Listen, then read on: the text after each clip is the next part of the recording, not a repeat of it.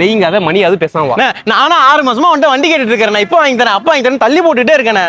எனக்கு அதெல்லாம் தெரியாது. எனக்கு இன்னைக்கே வண்டி வேணும். தம்பி தனியா வந்து மாற்றாப்ல விலை வேற கம்மியா இருக்கு. இதான் சாக்கு பேசாம தள்ளி விட்டுற வேண்டியதான். இல்லாட்டி அடுத்த மாசம் ரேட்டு கூட விடும்.